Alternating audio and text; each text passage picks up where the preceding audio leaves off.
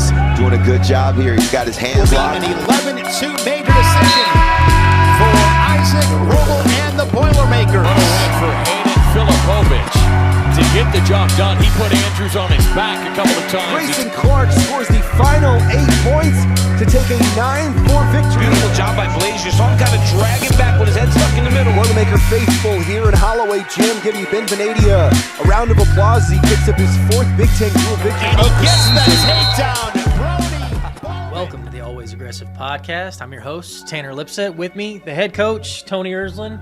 Coach, how are we feeling today? Good, doing good. Weather's great. It's been that way Back the on last the weather. several weeks, so I got to start at that. I mean, it's weather a guy. common theme here. I am a Yeah. weather guy. When the sun's out and it's warm, I'm a happy man. It's supposed to get even nicer this weekend. It is. It's supposed to warm up, but we're through the regular season, and the postseason is staring us in the face with Big Tens and NCAA. So it's just an exciting time of year. Postseason is officially here. I know we say it to the guys every year, but it's pretty incredible how fast it goes.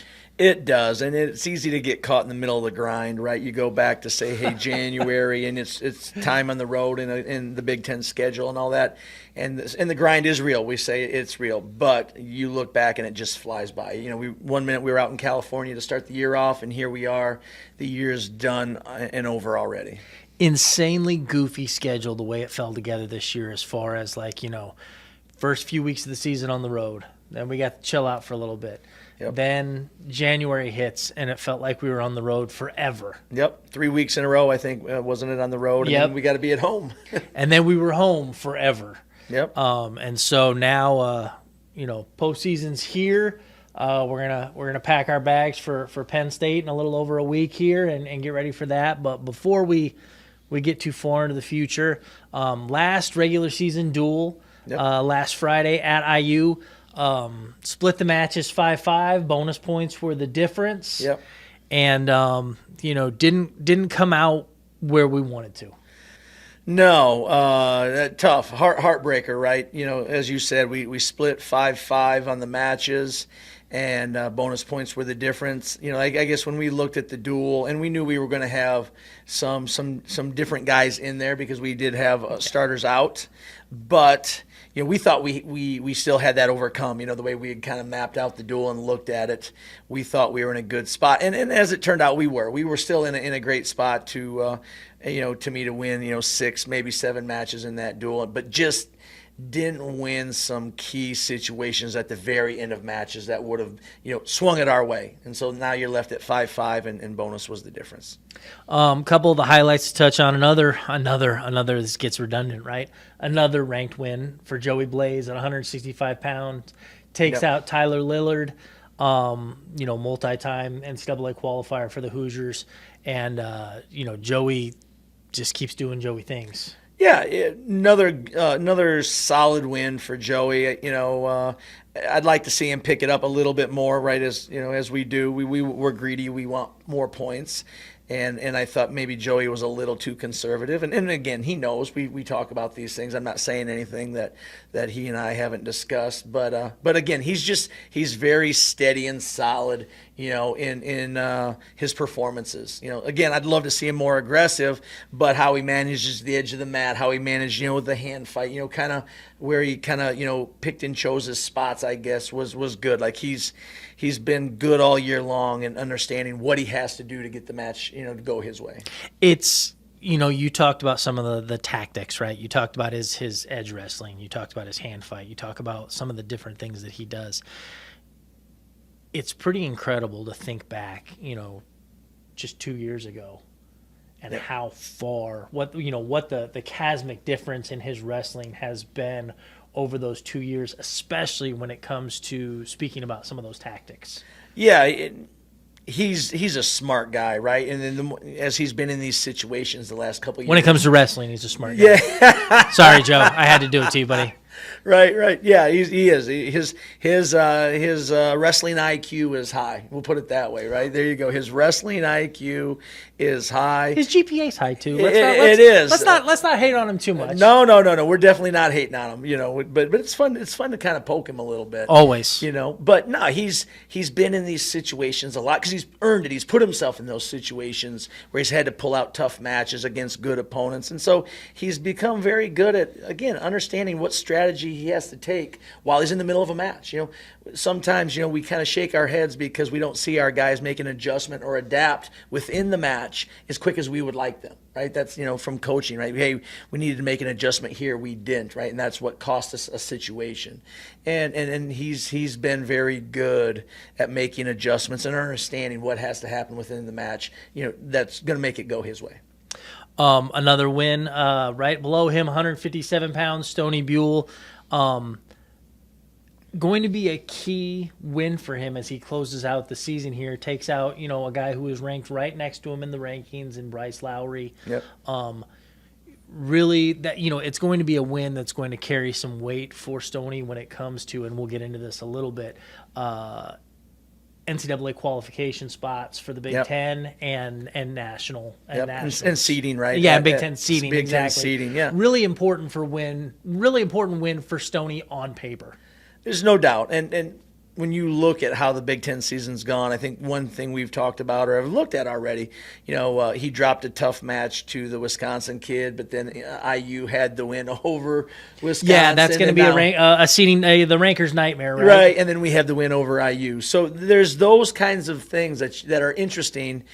You know, Stoney ain't got to worry about it. He's just got to keep his head down and keep getting better. And I know that's where he's at. But that's things for us, right, in the public to kind of look at that how they will shake out going into Big Ten. So you got like a little 3-man group that have all beaten each other. Right.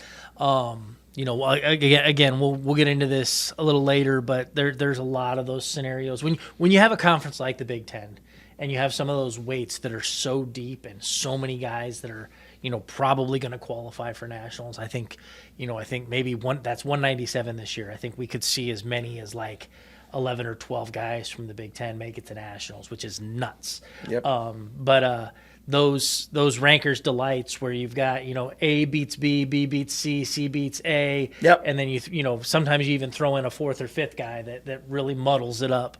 And so really important for Stoney to get that. Yep. To help his situation as we edge closer to the postseason. Yeah, and he's certainly capable. I mean, he's had some tremendous wins this season, and even where he's lost, especially in the Big Ten, he's close. He's right there. So, and again, this is postseason, so you start over 0-0, and every man creates his own luck, you know, so to speak. So, but it is fun for the fans that, you know, and everybody to watch how maybe they fall, knowing what kind of the results were.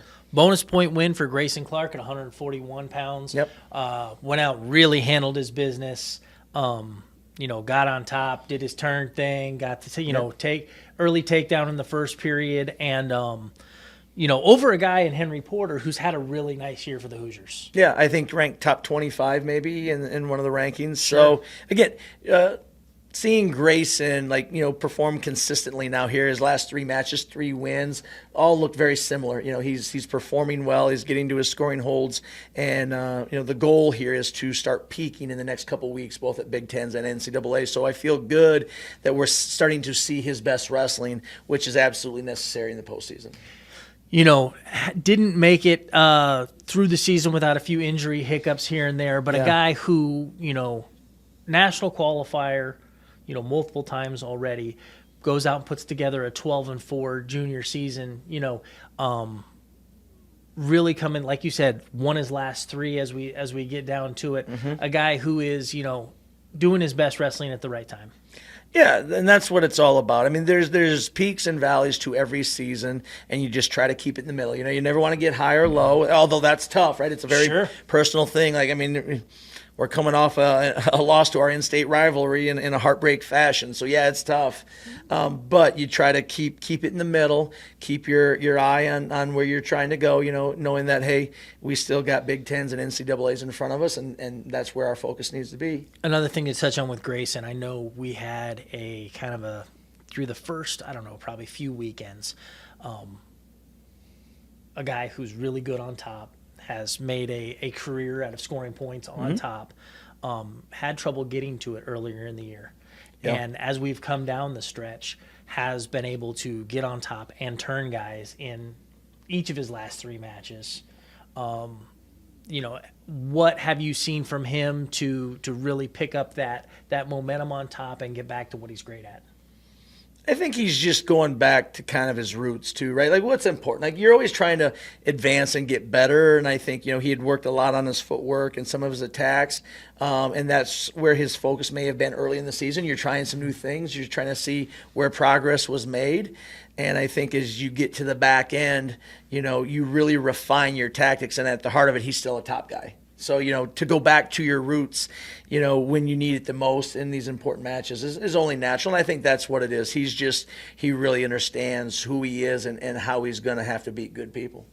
Really important, 133 pounds. Blake Borman picks up a win over Blaine Frazier, finishes out the season with a win after a brutal Big Ten schedule for the grad transfer.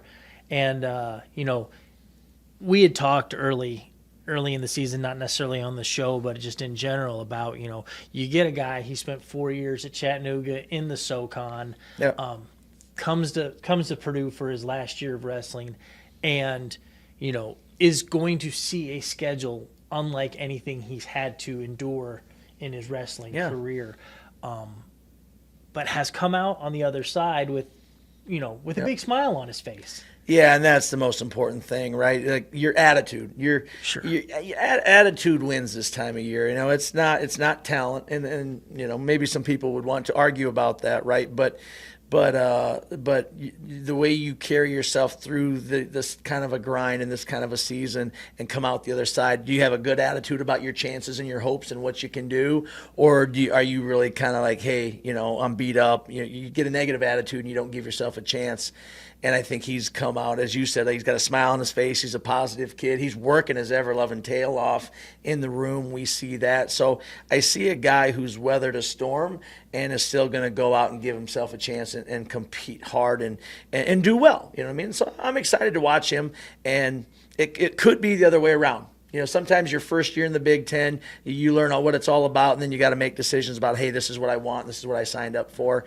But he's, like I said, he's kind of gone through the grind and come out with a smile on his face and still working his tail off and looks to be very excited about the Big Tens. I mean, you look at, he was just so close on a few of those matches, a 2-0 match with Fugit, a returning national semifinalist. Yep. Lucas Bird gets the only takedown of the match, loses 5-4 against the defending national champion. Yep. Then hit a bit of a roadblock with Ayala. Yep. Just bad Let matchup. that one get away from him. Bad matchup, bad, circumstances just kind of got away.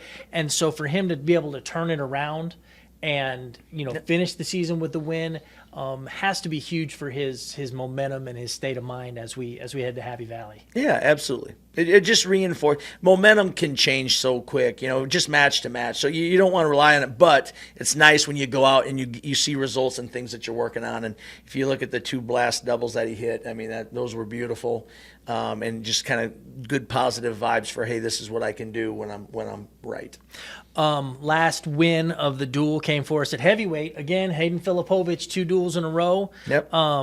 Puts a W on the board. Phil was a guy who needed to do his best wrestling at Big Tens last year. Yeah. And did that, stole a spot, made it to nationals, and is in a similar position to do the same thing. Yep. Yeah, and he's again. We just talked about Blake, who's undergoing his first round, Big Ten season. You got a guy like Phil who's been through it a few times, right? And he understands that. He knows big picture and what he has to do. So, I was in the room with Phil very early this morning because of his class schedule, and I always love where he's kind of at just emotionally. He's steady Eddie. He understands tactically what he needs to do. He's very insightful, so he's easy to work with. When you're trying to figure out at the end of the year, hey, here's our game plan and the positions we want to wrestle from, he really understands and is an active participant. Where some guys are waiting to hear from you, like tell me, and Phil's like, no, this is where I want to be. This is what I want to do, and it's very much a back and forth process, which I enjoy. There is, there's no real replacement for maturity. Mm-hmm. Yeah, and this isn't just a wrestling thing. This is a college sports thing. Yep. When you get those athletes into their third, fourth, sometimes fifth year, Yep. Those guys that are able to, and women that are able to grow Yep. in their maturity and their approach to the sport and how they, interact with their coaches and their teammates, there's just no replacement for it.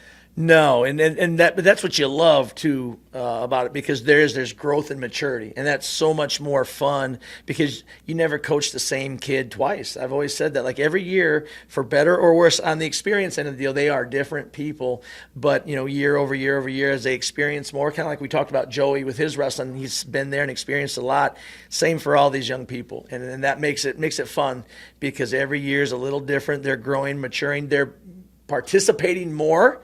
They can give you more back when you're asking questions and exploring how we can get better together, which is a big deal. I mean, sometimes it takes a while to get to really know a person and how they respond. So when they can kind of really help you out too, it just makes the process a lot smoother.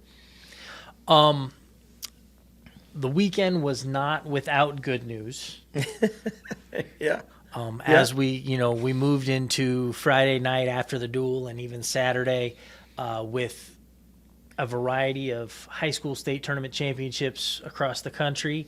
And there were a nice group of future Boilermakers that put together some wins and closed out their high school careers in style. Yeah, no, love this time of year. I mean, obviously, there's our postseason with Big Tens and NCAAs, as we keep mentioning, but I love the high school state championships. I mean, that time of year is awesome because, again, the passion that you get out of these kids, fighting for what they've worked for the last several months is awesome to see and exciting, right? That makes it fun for me. So we're out recruiting.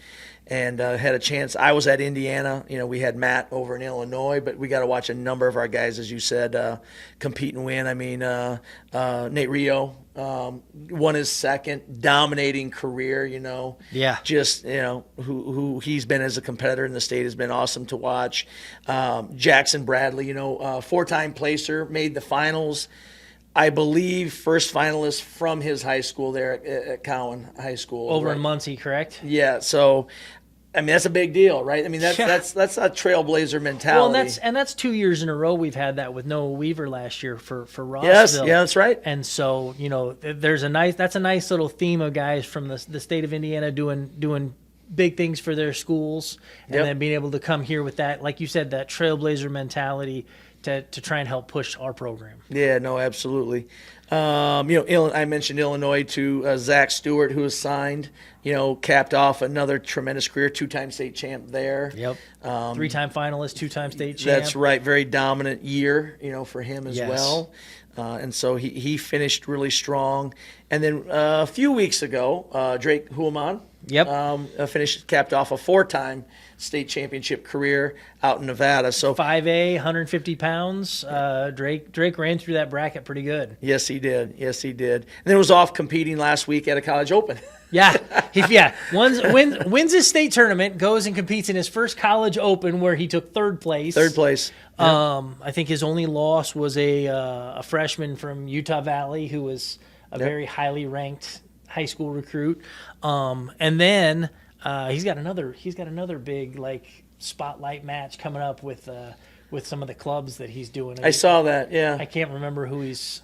I can't either because I would misrepresent who, or I get something wrong there. I know that, so I'll stay away from it. Pretty funny though. You see a guy finishes his high school wrestling career and not done yet. Wants to keep going. And that's part of what we love about him. He's a mat rat, and he travels far and wide to wrestle and compete against the best. So, awesome to see him close out a career. So those are the guys we can talk about. So happy to mention those guys. We had others do very well that we can't talk about yet. I think people who watch another state champ in Illinois. That's right. And some other guys in Indiana that were – that have said yes, but not nothing we can do officially yet. Yep. So it's we'll talk about them as soon as we can when the ink's dry. But yeah, love to see guys that are going to be a part of our Boilermaker family capping off tremendous careers. And now there's excitement that this summer we're going to have our hands on them and we're going to really be a part of that next journey, for their wrestling career. This weekend, Coach Vega headed west out to California to watch that state tournament. Coach Soufflon going to head down to Missouri. Yep. And watch that state tournament where one of our commits is competing. But overall, just like I said, it's kind of a head on the swivel, just making sure we take in as much of it as we can. A lot of results to keep track of. It is a busy time of year, but like I said before, it is a fun time of year. These kids work hard year round to get to these moments, and to watch them perform and the kind of the emotion it pulls out of kids and the performances it brings out of them is awesome to see. Lots of information coming in the next few days. Yeah. Lots. This is the hurry up and wait time for a lot of us, as we wait for NCAA allocations to go out for each of the conferences, followed by the seeding for the Big Ten tournament. Yep. When it comes to NCAA allocations,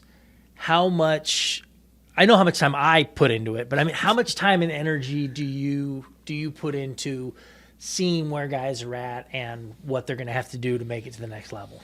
Yeah, I think, for coaches, like you always tell your athletes, don't worry about it. And truly, I mean that the athletes they just need to show up and be ready to wrestle whoever puts their foot down in front of them. That should not and does not matter to them. But, as a coach, you're always looking, because we're wanting to scout and look ahead and understand who we might have and be prepared, watch film. Like, there's a lot that goes into that, just being prepared and having your guys ready. So we watch it pretty close and, make sure it's done right. I mean, I guess that's my point is I keep a close eye on it to make sure it's done right, so that that there wasn't any errors or something slipped by the cracks. Somebody missed something, and we've got seedings where a kid's in the wrong spot because he had earned something better. Things like that. It's there's so much guesswork that goes into it. You know what your guys did. You know who they beat, when they beat them. So on and so forth. How rewarding, I guess it's kind of a two-part question. How rewarding is it to see a guy like Joey Blaze, all the way up to number 2 in the country at his weight, by the various media outlets and pundits. They're getting what you feel like they earned, versus the other end of it where you see a guy who should be or could be ranked a little higher, or, respectfully, they you think they're better than so-and-so. When you see those come out, how do you temper your reactions to those? I mentioned this a little earlier before, there's peaks and valleys to every season. And in the same way, kids earn some incredible amount of respect. I mean, right, Joey, number 2 ranking, undefeated season, one of 4 in Purdue's history. Charles Jones, Chris Flieger, Matt Ramos, and now Joey Blaze. Undefeated in the regular season. So there's a lot of pride in that and what he's accomplished through a good schedule this year, right? But at the same time, you understand, hey, what we still have in front of us. And so there's no party, there's no celebration. Maybe there's just a quick nod of satisfaction of, hey, he's worked his tail off and he's done some good things, but he still has everything out in front of him. And that's the same mindset with somebody maybe who isn't quite where you thought they would be. Like, we all go into this year with expectations and hopes and dreams for what it's going to be, and some fall a little short, but that doesn't mean you can't get there. Because, again, everybody's 0-0. Doesn't matter if you are undefeated in the regular season or not. It's make your own breaks now. And so just try to keep it kind of in the middle. We're not going to get too high. We're not going to get too low. Still big picture mindset. Big Tens and NCAA still out in front of us. 100%, and we all know that the Big Ten championships do not come without their share of upsets, and we've been on both sides of that over the years, to see, because it's like I said, some of these weights, they're going to be, 11, 12 wrestlers deep when it comes to the national field. That's over a third I know. of the national bracket coming from one conference. And I think that's what's so special about the Big Ten is, even though you got 14 guys in each bracket, you've got guys down at every weight, whether they're top 4 seed or a bottom 4 seed, they're capable of big things. There's no doubt. Well, this morning I think we got to talking about first rounds at Big Ten, just about in the past, casually, And I remember when Parker Phileas had Dylan D'Amelio first round, right? So it was the 8-9 match. That was the 8-9 match at Big Tens, and Parker won and advanced through, and I think ultimately took 5th in that bracket. But that wound up being the All-American match for 7th place at NCAA's 2 weeks later. That was the first round match at Big Tens. It's the 8-9 match at Big Tens, but it's the 7-8 match at Nationals. That was the 7-8 match at Nationals, and that's what you get, right? Like the rubber meets the road very quickly in the Big Ten, and that's what makes it awesome. But good kids are going to see each other early, and probably when you sift through it at NCAA's, a week and a half later, there's a good chance you're going to see them again. Yeah, it's going to be the seeding process every year for Big Tens is always very interesting. I know we have some new approaches and some new formulas that will be in play this year that should help the process a little bit. Yep. Knock on wood. And so I know I am anxious to see how those come out. Yeah, me too, because there's a little bit of an unknown there aspect, right? Sure. Coaches in the past. Never done it before. Right, have had maybe more control, and we're trying to see how the seedings come out when it's just more straight numbers punched in. Then what does that kick us out, from a results standpoint? So, we'll all kind of hold our breath. I feel good about it personally. I'll say that. I feel like this will be an improvement from what it's been, but ultimately I don't know, because we'll see after they come out and how the tournament gets wrestled. The coaches meeting on that Friday before action starts is always an interesting place to be, and you see a lot of things come out of that, whether seeds get switched or don't get switched, or however that tends to play out. But it's not without its share of amusement for people that get to witness it. Yeah, and that's all it is, right? It is. It's amusement, right? Because it ruffles some people's feathers. As you mentioned earlier, some coaches feel like their kids got disrespected, right? And I get it, man. When you work arm in arm with these guys all year long, and you think they deserve maybe better than what they got, but at the end of the day, Saturday's going to roll around. We're going to lace them up. And we're going to put our foot on the line and go. No competition this weekend for the Boilermakers. We will continue to get ready for the Big Ten Championship, so no results to watch there. Best of luck to all those wrestlers out there across the country that are going to put their foot on the line for state titles this weekend. We'll be watching, and hopefully you guys all get what you want out of it. We will come back and see you again next week after we have NCAA allocations and Big Ten seeds. And a lot to talk about. A lot, yeah. 10 weights. That's right. 10 weights. So we'll shake through all of those. But in the meantime, we appreciate you joining us for the Always